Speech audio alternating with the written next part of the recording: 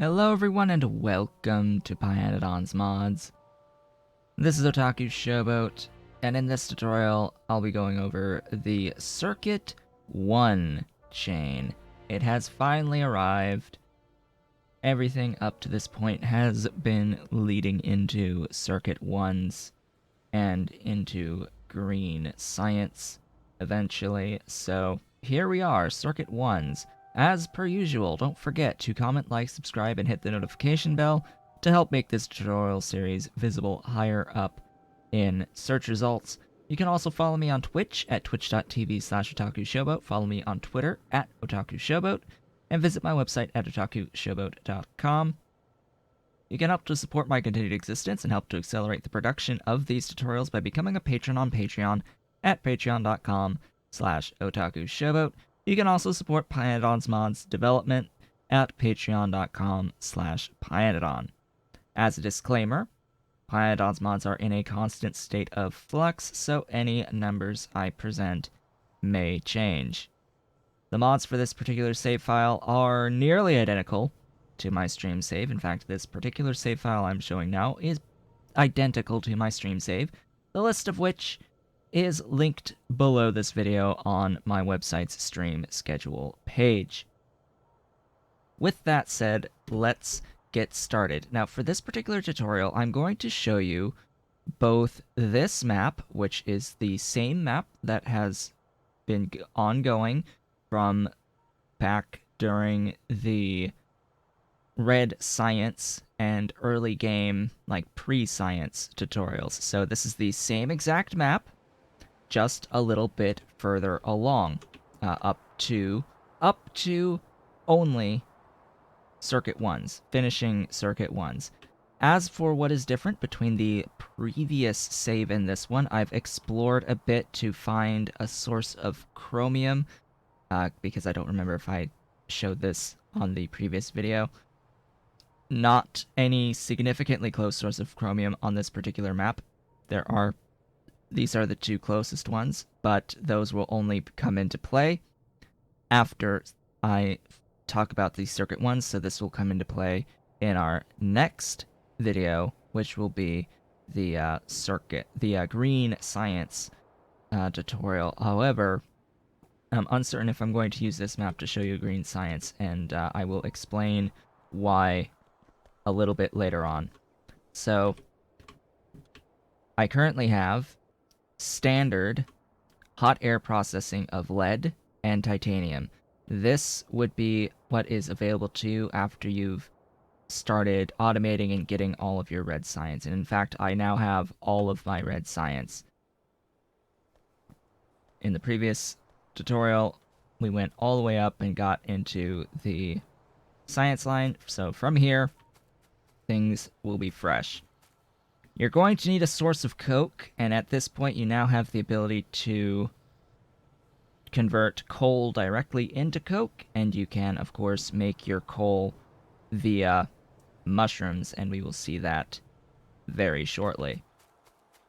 That will come into play very shortly. I've also elected to prepare for engine units, so I've got some pipes here.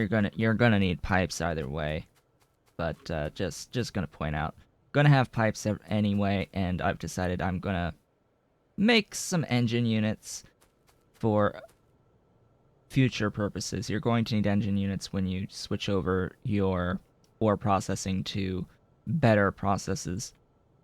You need it for some of the buildings. Here we've got acetylene. Of course, you need acetylene to mine lead and titanium.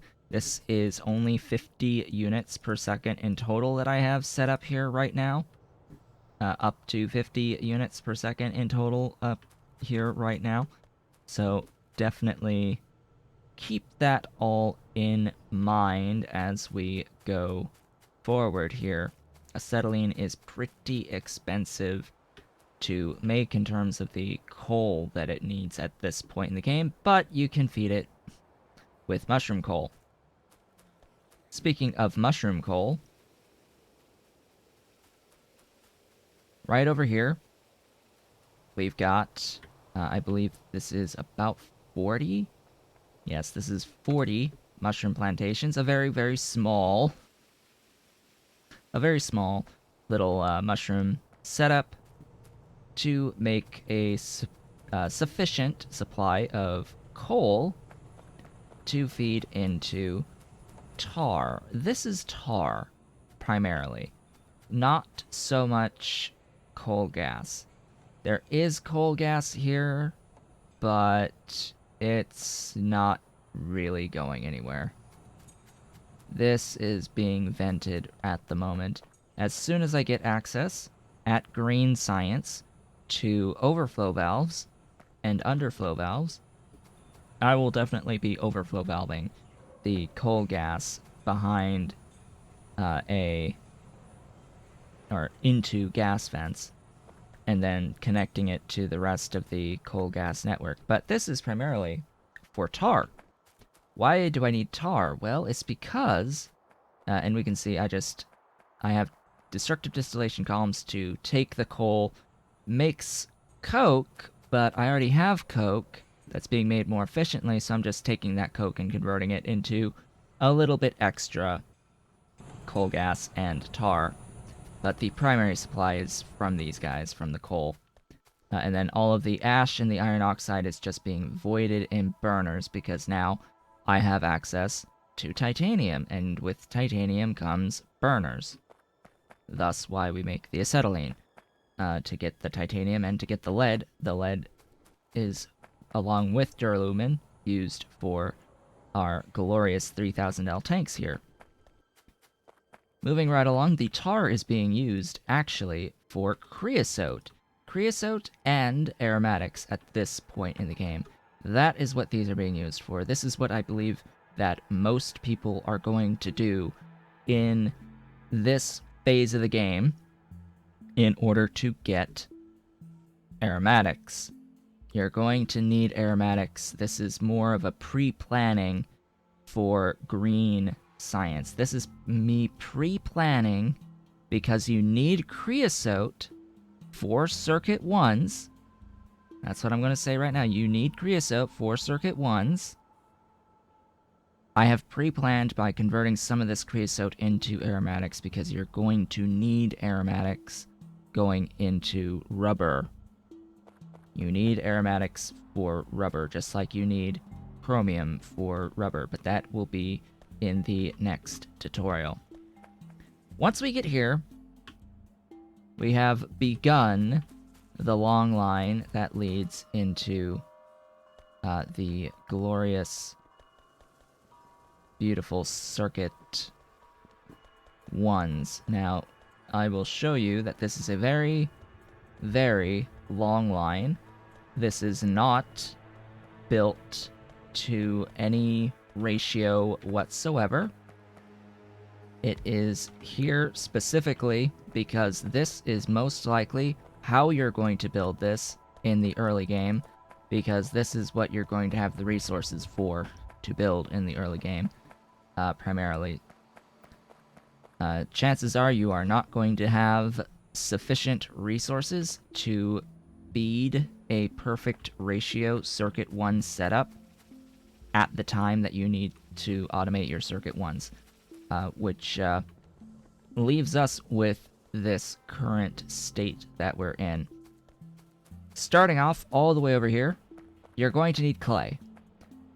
So you're going to need to build clay pits. Now, clay pits are right here. Pretty simple: pipes, stone bricks, burner miner drills, and iron plates, so a little bit of copper in there from the small parts used for the burner miner drills. But other than that, pretty simple to make. The special thing about clay pits is that these input and output connections, these connections right here, they are two-way connections. They are actually two-way connections in disguise. So if these clay pits are next to each other, steam will flow through them, even though it's not actually indicated that these are in and out fluid connections. So really you only need to pipe into one your steam and it will feed an entire line. Now, what I have here is about 5.25 per second from 175 steam. That's just shy of the output of 3 boilers. Just making sure that they have water.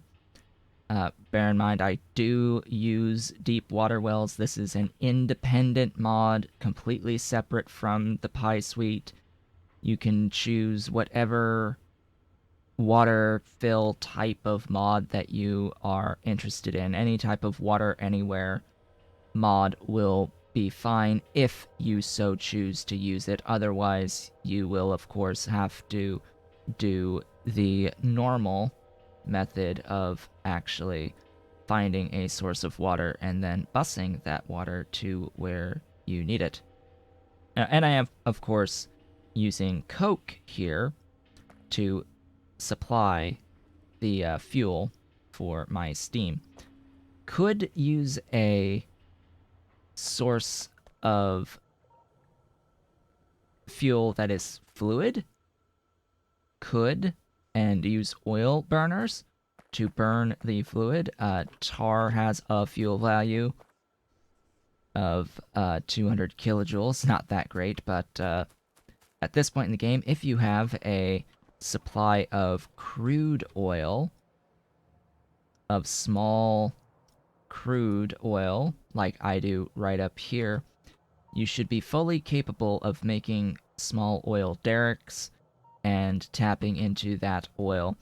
And oil has a 700 kilojoule fuel value at the moment when doing the math on the conversion, or the, shall we say, the consumption per second of the fluid going into steam. So from here, with our clay, I've also got copper cables going into lamps. Now, this isn't, again, to ratio, but it's non-zero amounts of lamps, because I am doing the lamp recipe for Kickalk here for our raw fibers. You're going to need raw fibers. These buildings, the Kickalk plantations, are very expensive for this point in the game. Kickalk plantations need classifiers, 2 botanical nurseries, a 5,000 L tank, and 15 small parts. So as you can see in the total raws, now it is using in its calculation a rubber-based recipe for some of this. We don't need rubber for this at all, but just keep in mind an overall view here is lead, duralumin, titanium, glass, a lot of iron, and a lot of copper, and a bit of wood and stone. Reason for this, classifiers. Classifiers use transport belts. That's where that rubber is coming into play, is because at this point in the game, having finished the red science recipes, you have the option of this recipe for transport belts, which is objectively the best recipe for transport belts. You will also get a recipe using these rubber-based belts for the red belts and the blue belts later on.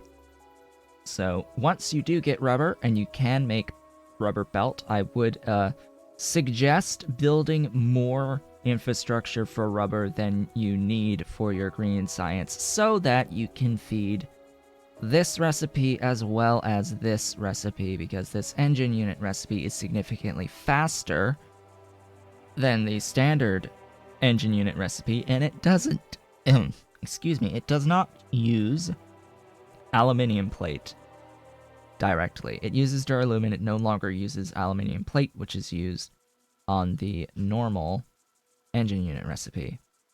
Instead, it's using duralumin, which is a very common alloy that you will see used going forward. Same here is just belt. You will need a lot of belt, and it is 2 rubber per belt currently. And of course, we will discuss that more later. For now, clay plus lamps plus water equals fiber. The fiber will be used a little bit later, twice. Now, what I'm explaining here, this all leads into printed circuit substrate 1. So everything up to this building here, this PCB factory, all of this infrastructure here is for PCB 1 technically from the creosote over to the PCB. I know it's a little bit dark right now. From right here all the way up to right here. So all of this is just for our PCB 1s. To make circuits, you need PCB 1s, capacitor 1s, inductor 1s, resistor 1s, and vacuum tubes. So PCB, capacitors, inductors, resistors, and vacuum tubes. So 5 total inputs here on your circuit 1s. 4 of those are actually pretty easy. PCB 1A is required in order to even build the chip shooter machine in the first place. So in order to even make a chip shooter machine, you have to set up PCB 1, or printed circuit substrate 1, as it is called in the localization file.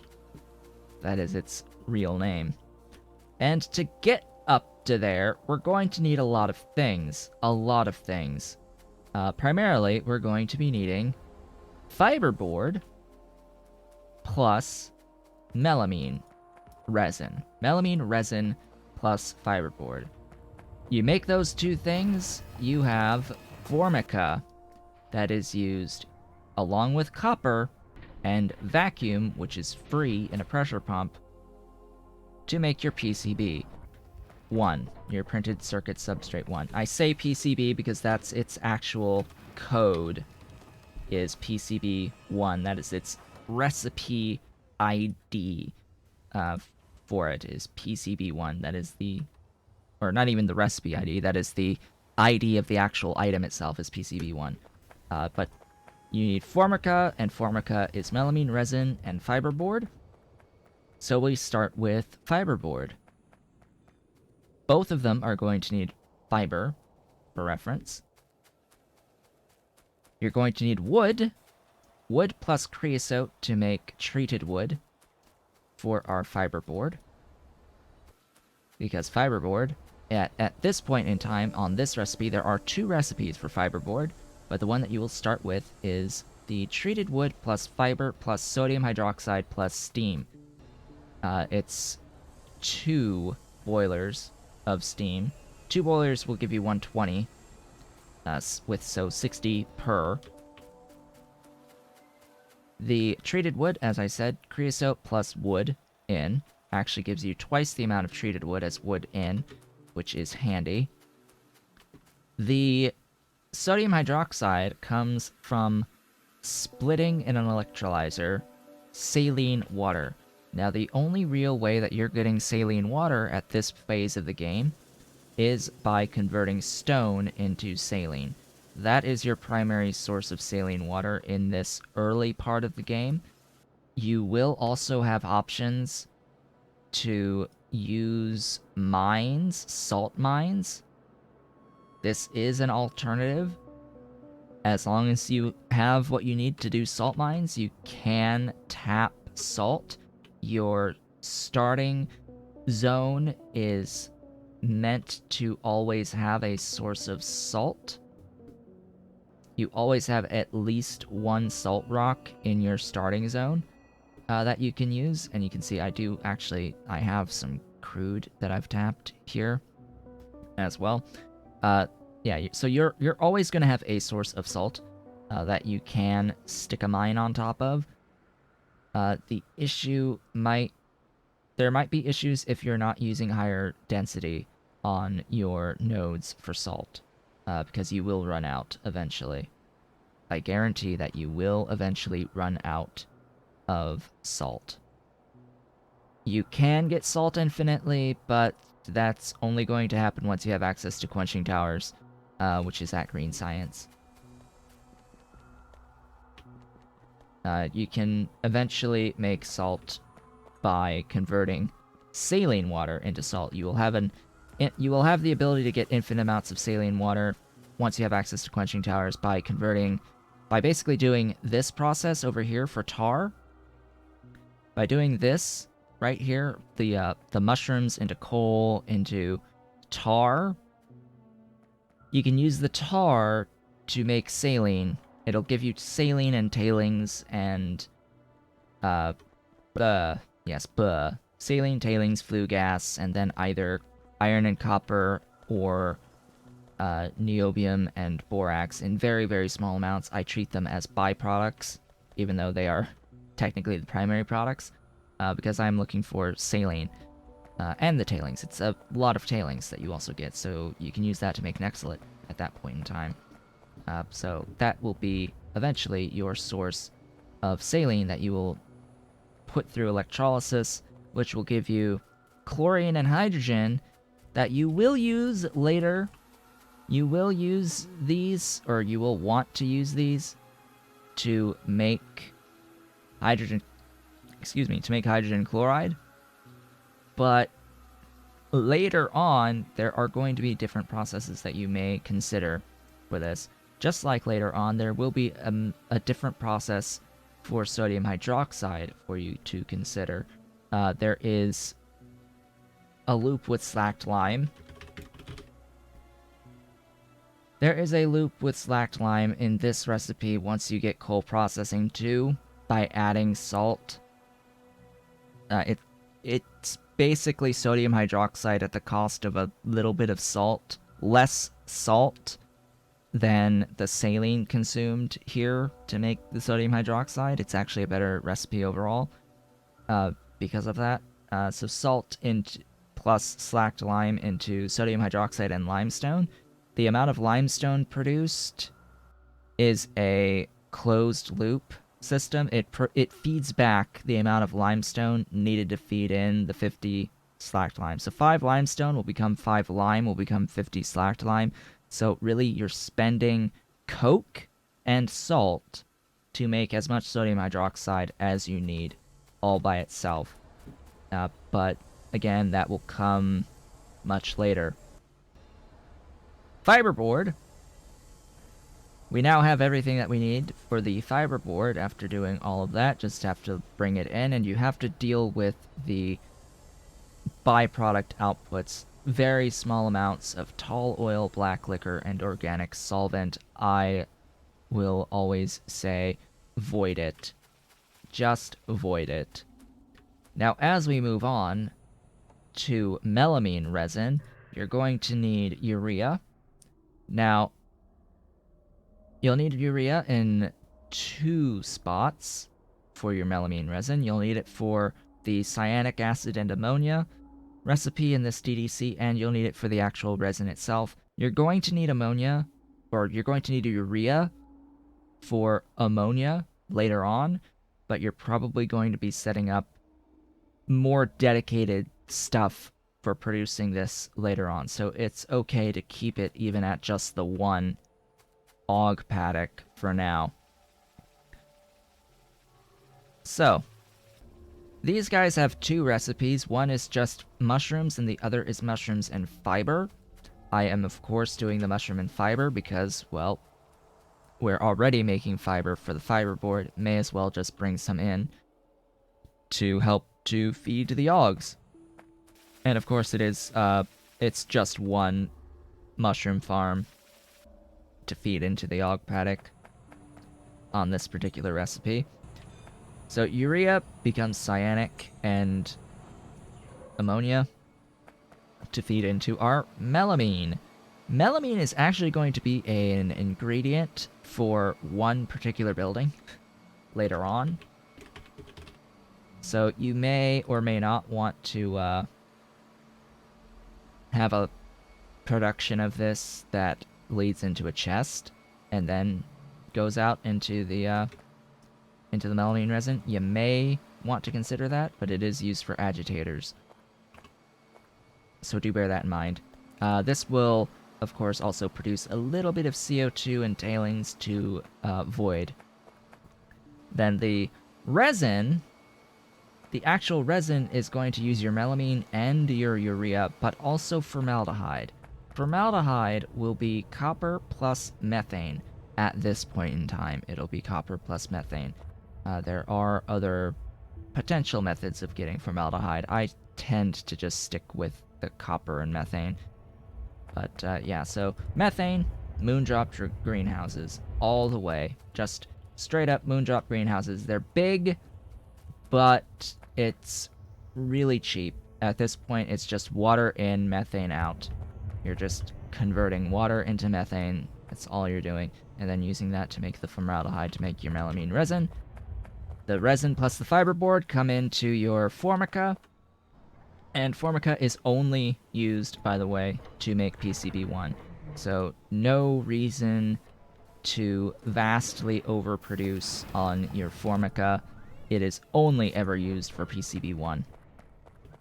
So once you have that, plus your copper in, plus your vacuum, you will, of course, make your PCB1s. From here, you, of course, will need coke, tin, glass, copper. Coke, tin, glass, copper, and a little bit of iron. So coke, tin, glass, copper, iron. That is all you need going into the rest of this chain. So up to this point, we also had needed wood. We no longer need the extra wood. And we needed stone for the saline. So when you're considering making your circuit ones, bear in mind it's iron, copper, glass, wood, tin, stone, and coke are the primary things that you are going to want going into this. Those are your raw inputs, shall we say. You may also consider like the clay as a raw input, but anyway. So yes, clay in, coke in, graphite out, ceramics out. Graphite and ceramics are going to be used going forward, as well as some copper cables. So copper cables, ceramics, and graphite are what you'll probably want to set up on their own independently going forward. So here we have our capacitor ones. These are ceramics and tin. Ceramics and tin, or coke and clay plus tin. That's pretty simple, right? Next up is inductor ones. Hey, it's ceramics again and copper cable. So coke and clay and copper for this. Resistors. Resistor ones. Coke directly plus glass plus tin. Again, just straight up inputs in and the stuff out. And then we get into vacuum tubes. These are the second most complex behind the PCB ones. These will be iron, copper, graphite, glass, and vacuum. But ultimately, ultimately it's about 3 belts in. I have merged my belts to bring in the copper and the graphite because they are used in identical amounts, but you can choose to merge any of these 3 between the copper, the graphite, and the glass. And of course, just one is more than enough to feed the vacuum here. 1 pressure pump. Then all you have to do is the logistics. Belt all the things in, and you will have your chip, and of course, build your chip shooter machine. The chip shooter machine is 20 printed circuit substrates, as well as 100 small parts, 2 destructive distillation columns, 2 standard inserters, and 60 iron plates. Once you build those, there you go. You've got your circuit board ones. And that, my friends, is the circuit 1 chain in a nutshell. However, before we end things off for today, I want to show you how this evolves. How does it evolve? So, this is bootstrapped, is what I'm going to refer to as bootstrapped. It works. What I want to show you next is what my 2 setups look like for circuit 1s on my stream save to give you a better idea of how things look once you start introducing more later game concepts from the mid-game going forward. So I will be back shortly to show you that. Okay, so here is the stream save map. Now, it's a little bit overwhelming looking at this map, just as is, but what I'm going to zero in on is what I've done to my initial setup for my circuits. So my initial setup for circuits has been expanded by this point in the game, once I have gotten access to productivity modules, which of course you only get at circuit 2s, so bear that in mind, that I have scaled everything here to use productivity modules now that reasonably use productivity modules. The target output here is 3-ish circuits per second. So that is the target total output. It's not fully moving right now just because I'm lacking some inputs. I've migrated away from using my main bus at this point, as you can probably tell. So a lot of the main bus itself is not producing as well as it used to, and things like this circuit chain have been replaced with a bot-based setup that I will cover next. So really, it's just more of what we've already got. So starting back here at the clay, it's just a longer clay line. It's just a longer kick-alk line, a much longer kick-alk line. It's more AUG paddocks. It's still, oddly enough, only one, but with speed modules this time, a Mark II destructive distillation column. So just more destructive distillation to make the cyanic and the ammonia, going into melamine, going into... Now, here on these moondrop greenhouses, it's a better recipe that inputs carbon dioxide as well as water to give you more methane out per building, but a lot of buildings as well. Going into formaldehyde, going into melamine resin, and then even more on the electrolysis to get sodium hydroxide. Remember, this is just an older setup. I am getting sodium hydroxide through alternative means. Now, actually,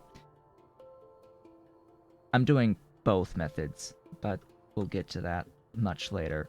If you've watched the stream save, you know I'm doing two different means right now for the sodium hydroxide. Just more buildings here for the treated wood, more buildings here on the actual fiberboard. Still doing the original fiberboard recipe and not the new one that you have access to. This is because I want to get actually as much organic solvent as I can get. That's why I'm staying with this recipe, just because it has the organic solvent out, while also voiding tall oil and voiding the black liquor. Of course, then that goes into the Formica, into 3 chip shooter machines with a productivity module, or not chip shooters, but PCB factories with productivity to feed the PCB ones. From here, it's a couple Mark II high pressure furnaces on the ceramics, several on the graphite. We've got the vacuum tubes here all the way down with all the stuff to feed them. We've got the resistor ones, the capacitors and the inductors over here, and all of that gets fed into our glorious belt-based circuit 1 line to eventually, as long as everything gets all of its inputs, reach about 3 per second on the output of circuit 1s. So this is generally what it looks like at a higher scale a little bit later in the game. Note I'm using speed modules on these augs here, without being bot-based. So that's the other thing, is that this uses 0 robots, and is something you should consider to help with conserving your robots, is you could build something like this. Note I also have separately some hydrogen chloride being produced here, but that's not part of this chain at all. You can sort of build this out all the way up to your circuits without the bots, if you so desire. And of course I have the creosote all the way back here. If you so desire, you could do it fully robot-based. Purely robot-based. Now I have to actually think about where in the world I set all of this up. So I guess it starts sort of over here. I've got methane being produced. I have a grid set up for my robot-based base. So in each grid is basically something that I can copy and paste. So if I wanted to, I could copy this and have a lot more methane whenever I so choose. Of course, the methane will go into formaldehyde, being fed its copper via bots. The formaldehyde will be piped in, and we've got urea and melamine feeding into the melamine resin. The urea and melamine are being produced down here. This is 60 units per second of urea-ish. I actually forget exactly how much urea is made out of all of this, but they are fed via kickalc and mushrooms in here, in these 3 1x1 squares, which is pretty neat and fantastic. And of course the urea will go into the DDCs here that'll feed into the melamine, and then the melamine goes up to the melamine resin right up here. I've got wood production going here using excess tailings from taking mushrooms at a much grander scale, getting 4 yellow belts out in total, converting all of it into tar, and then converting that tar into saline water, as well as tailings and flue gas that is currently being voided. The saline, excess gets voided of the saline, just like excess gets voided of the tailings, but the tailings are being used for nexolite and to make wood. I've actually elected to do the tailings plus CO2 recipe for some wood, because I had tailings to spare for the saline water that is being converted here into sodium hydroxide as well as into salt, because this is an infinite process. It will never cease. And then, of course, using the wood plus some creosote to make the treated wood, going into the fiberboard in the more advanced, this is the more advanced fiberboard recipe, of course, with productivity modules. This uses sodium sulfate, which I'm currently making via this process here through sodium bicarbonate. There is a better process that doesn't involve sodium bicarbonate, but I'm actually, I'm actually venting all of the hydrogen chloride that's produced out of this. I need to change what process I'm doing here to make the sodium sulfate. There is a different process that I'm actually doing all the way up here for sodium sulfate, and that is the sodium hydroxide recipe for it with sulfuric acid. This is actually a better overall recipe because it's not as high on the like salt slash total amount of coke usage for it. And you can get this through the slacked lime loop. This is through the slacked lime version of sodium hydroxide, with a little bit of limestone that goes into something else, sodium carbonate, ultimately. But yeah, so sodium sulfate is what you need here. Heading on back for this, along with sodium hydroxide and fiber and treated wood. Fortunately, oh, and the steam. Fortunately, this has no other outside like products to deal with. You just get your fiberboard out of it. Then, of course, it's just the same recipes on the resistors, the vacuum tubes, the capacitors, and the inductors. So, just blocks of those being fed by robots, and then having the chip shooter machines full of productivity modules, making, again, about the same amount, 3-ish per second on the circuits. And at this point in the game, mid-game, starting to enter the late game on this particular save, started work towards purple science now. The work to purple science has begun on this save. Even at the 3 per second of what I have on in the main robot-based base is more than what I currently need. Even with the small trickle here, I don't really need this because I've still got entire containers full of circuit 1s. We've got entire containers as a Mark II Logibot goes by. As a Mark II Logibot flies by.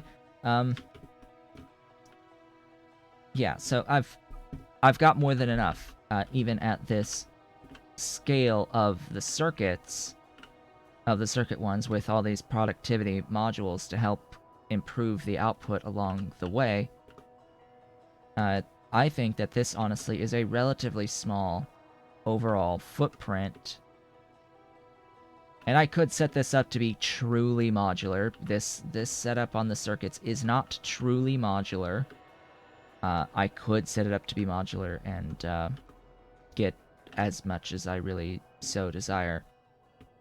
And I could do things like get perpetual glass and tin and coke and copper and iron to feed this, and saline to feed this, and hydroxide and the sulfate, of course. I could do that. I could make it fully self-sufficient if I so chose. Just like I'm working on other projects at the moment to make things fully self-sufficient, like boron. But that is a much, much, much later game concept. Now, if you look at this and are put off by 160 mushroom farms, you probably don't have a particularly good mindset for playing the Pie Suite, is how I'll put that. You're going to have to think at a much grander scale if you want to do things going forward at scale. Like, if you're put off by 160 here, it's like, well, there's another 160 here. There's another 160 here. And then if we look, we see each of these is 164 or 868. So 1, 2, 3, 4, 5, 6, 7, 8, 9, 10, 11, 12, 13, 14, 15, 16, 17, 18, 19. You get the picture. You're gonna need a lot of mushrooms. But that's just how I've chosen to play on this particular save.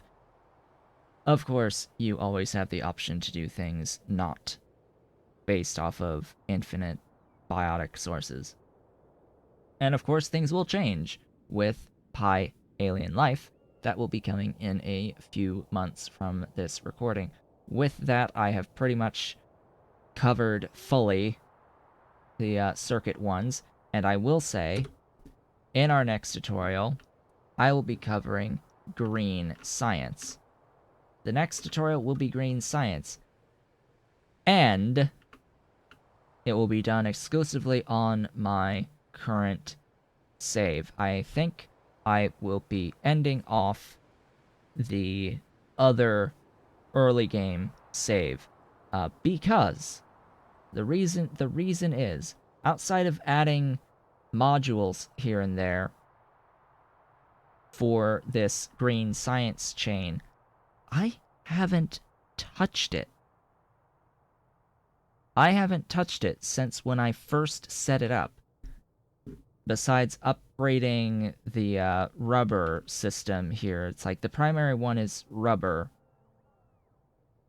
That is the main thing here that has been touched, and like the modules being added here on the Relesia and the Ulrichs. But yeah, so I'll cover it from here because it actually still looks like I've just set it up the first time because it hasn't been modified since then. And it pretty much, it is how I set it up from the first time when I initially set up green science. And I can talk about, hey, you'll need chromium for the heavy oil. So that'll be our next tutorial. With that, I would like to thank you all for watching. This has been Otaku Showboat. If you have enjoyed this tutorial, please don't forget to comment, like, subscribe, and hit the notification bell to keep these tutorial videos higher up in search results. You can also follow me on Twitch at twitch.tv/otakushowboat. Follow me on Twitter at otakushowboat. Visit my website at otakushowboat.com and help support my continued existence and help to increase the rate of production of these tutorials by becoming a patron at patreon.com/otakushowboat. You can also help support Pyanodon and further mod development at patreon.com/Pyanodon. And I hope to see you all on our green science tutorial, which will be the next one.